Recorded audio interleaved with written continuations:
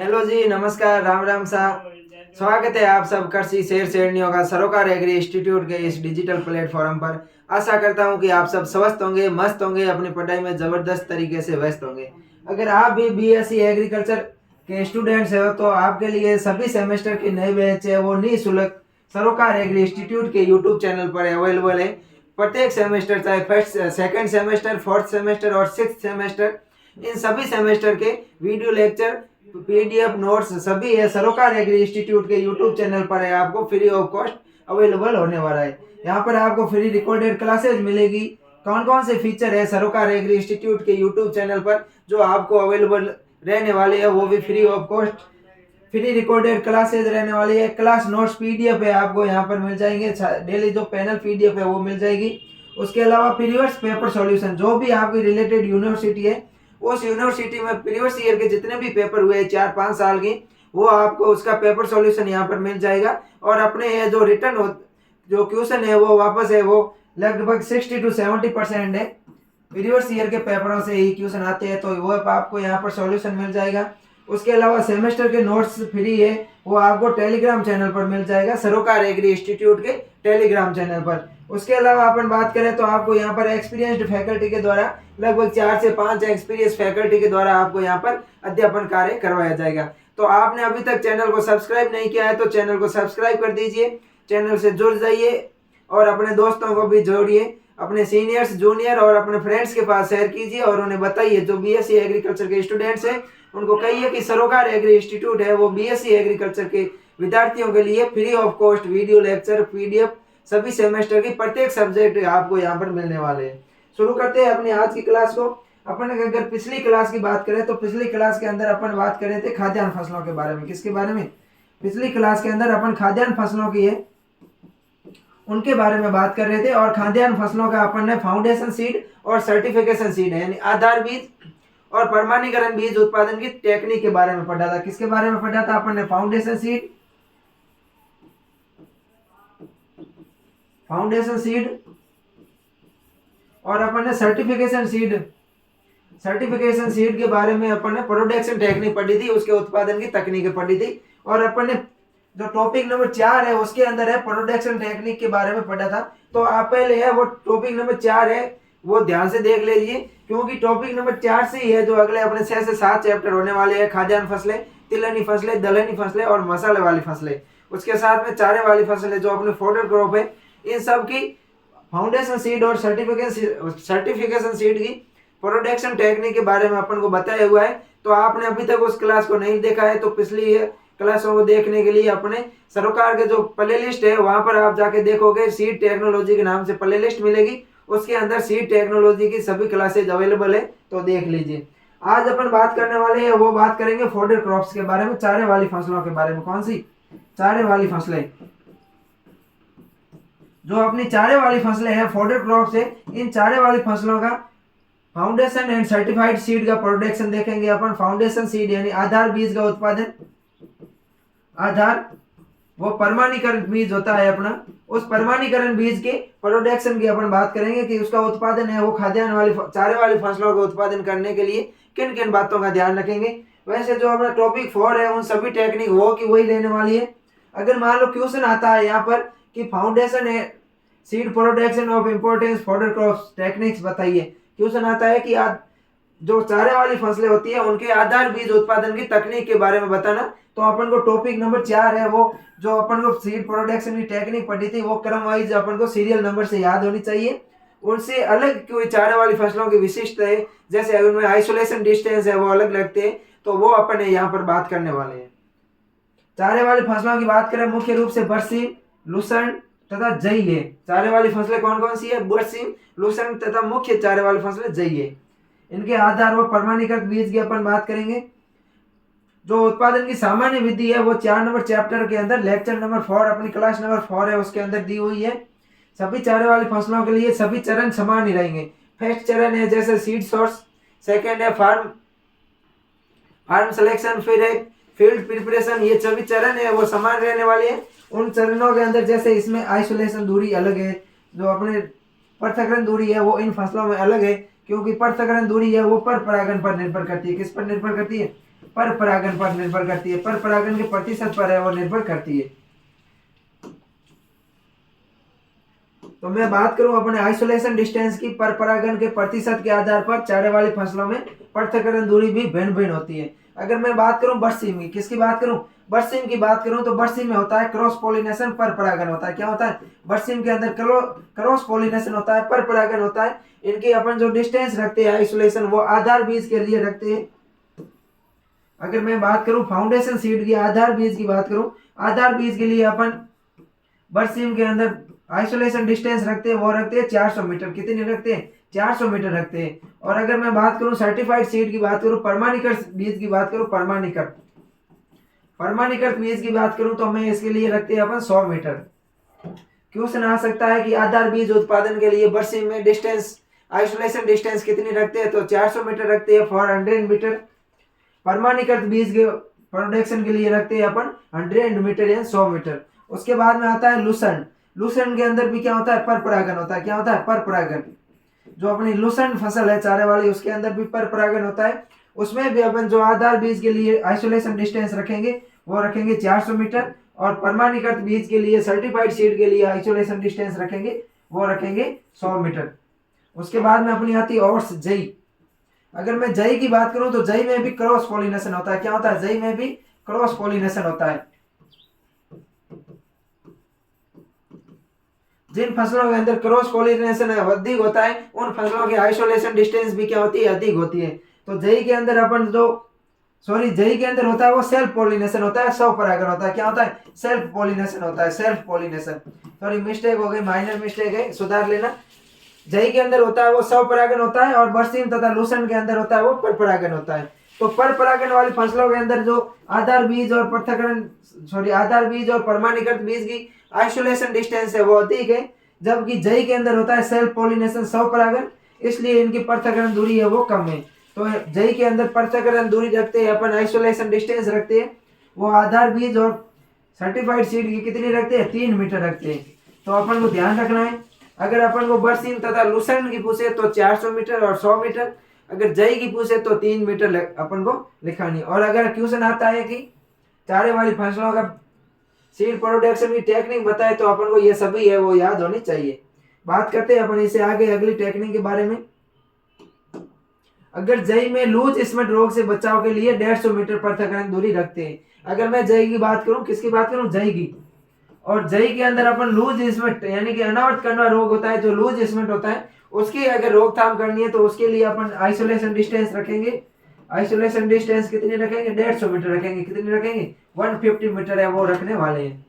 जई के लिए जो अनावृत कंडवा रोग होता, जो लूज स्मट रोग होता है अनावृत कंडवा, उसमें अपन आइसोलेशन डिस्टेंस रखते हैं लूज स्मट में जई के रोग के लिए, तो वो रखते हैं अपन 150 मीटर। अगली अपन देखते हैं बुआई या सोविंग।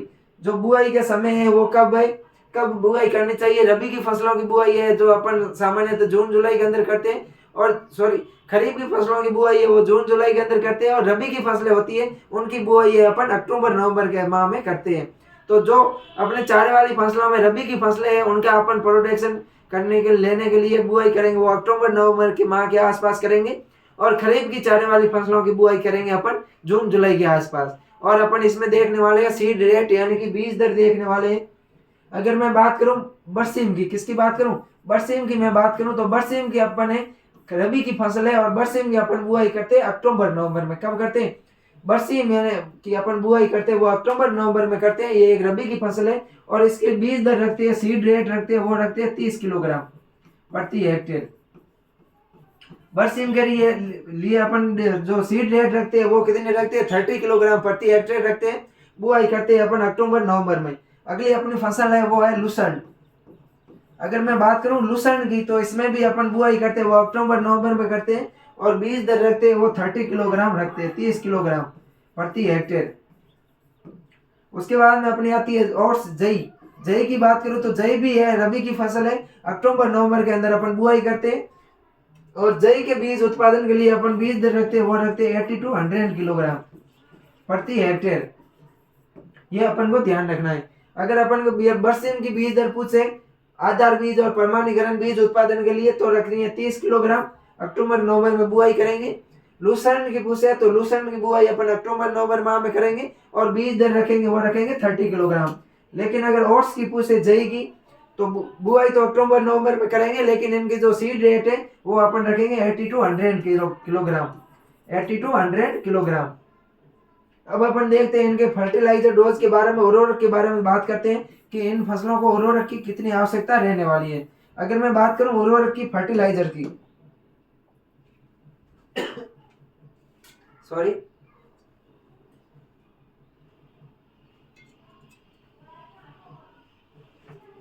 उर्वरक की बात करते हैं अपन तो बरसीम के लिए 25 किलोग्राम नाइट्रोजन, 25 किलोग्राम नाइट्रोजन की आवश्यकता रहती है और 50 किलोग्राम फास्फोरस की आवश्यकता रहती है और पोटेशियम में इनको आवश्यकता नहीं रहती है।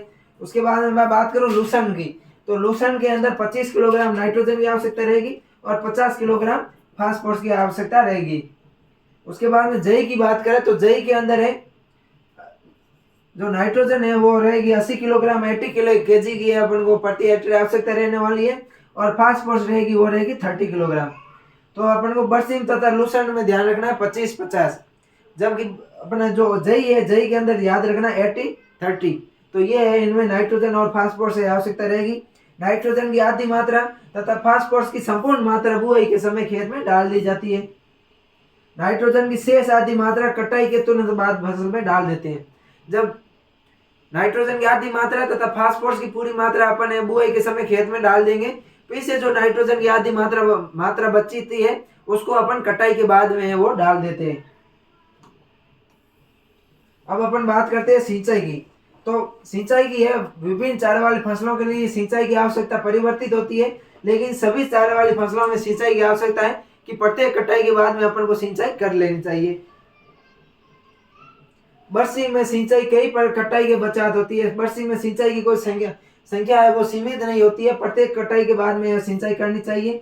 लूसर्न में भी प्रत्येक कटाई के बाद में सिंचाई करनी चाहिए और जई में भी अपन को प्रत्येक कटाई के बाद में सिंचाई करनी चाहिए। तो ये होती है सिंचाई। अगर पूछे इन फॉडर क्रॉप्स की तो है इनमें अनेकों सिंचाई होती है, प्रत्येक कटाई के बाद में अपन को सिंचाई करते रहना चाहिए। अब बात करते हैं अपन वीड कंट्रोल के बारे में, खरपतवार नियंत्रण की। अगर मैं वीड कंट्रोल खरपतवार नियंत्रण की बात करूं तो बरसीम के अंदर अपन खरपतवार नियंत्रण करेंगे वो करेंगे हैंड पुलिंग से। किससे करेंगे? हैंड पुलिंग से करेंगे, यानी कि अपन हाथ से उखाड़ेंगे। बरसीम के अंदर अगर अपन को वीड कंट्रोल करना है तो अपन करेंगे हैंड पुलिंग से, यानी कि अपन है वो हाथों से अखेड़ेंगे। उसके अलावा बात करूं मैं अपन लूसर्न की बात करें तो लूसर्न के अंदर भी अपन है वो हैंड पुलिंग के द्वारा या हाथों के द्वारा है उखाड़ कर अपन खरपतवार का नियंत्रण करते हैं। उसके अलावा जई की बात करूं तो जई में अपन खरपतवार नियंत्रण करेंगे वो निराई गुड़ाई से करेंगे। किससे करेंगे? निराई गुड़ाई से करेंगे, होइंग एंड विंग से करेंगे, विडिंग्स के द्वारा करेंगे। तो ये हो गया अपने खरपतवार नियंत्रण। बरसीम तथा लूसर्न में अपन हाथों के द्वारा अखेड़ कर करेंगे। और उसके अलावा मैं बात करूं जई की तो जई के अंदर अपन है वो निराई गुड़ाई के माध्यम से खरपतवार नियंत्रण का कार्य करते हैं। उसके बाद में अपन बात करते हैं डिजीज कंट्रोल की। किसकी बात करते हैं? डिजीज कंट्रोल की बात करते हैं। रोग नियंत्रण की बात करें तो बरसीम तथा लूसर्न के अंदर कोई रोग नहीं लगता है। मुख्य रूप से बरसीम तथा लूसर्न के अंदर कोई विशेष रोग है वो नहीं लगता है। और जई की बात करूं तो जई के अंदर जो रोग लगता है वो लगता है लूज स्मट। और लूज स्मट रोग से बचाव के लिए अगर अपन आइसोलेशन डिस्टेंस की बात करें तो वो रखते हैं 150 मीटर। ये अपन पहले पढ़ चुके हैं। जई के अंदर जो रोग होता है लूज स्मट, इसके बचाव के लिए आइसोलेशन डिस्टेंस रखते हैं वो अपन 150 मीटर रखते हैं। और इनके नियंत्रण के लिए अपन प्रयोग करेंगे एग्रोसोन जीएन का। किसका प्रयोग करेंगे? एग्रोसोन जीएन।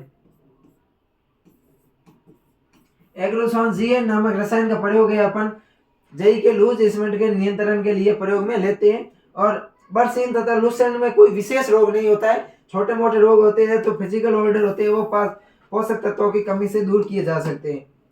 पोषक तत्वों का प्रयोग करके अपन उनको है वो दूर कर लेते हैं। उसके बाद में बात करते हैं अपन इंसेक्ट कंट्रोल की, कीट नियंत्रण की। अगर मैं कीट नियंत्रण की बात करूं तो बरसीम के अंदर जो कीट लगते हैं वो है semi looper, thrips, aphids, caterpillar. बरसीम के अंदर कौन कौन से कीट लगते हैं? सेमी लूपर, थ्रिप्स, एफिड्स तथा कैटरपिलर है वो मुख्य रूप से कीट है वो लगने वाले हैं। और इनके नियंत्रण के लिए अपन प्रयोग करेंगे मेलाथियन का। किसका प्रयोग करेंगे?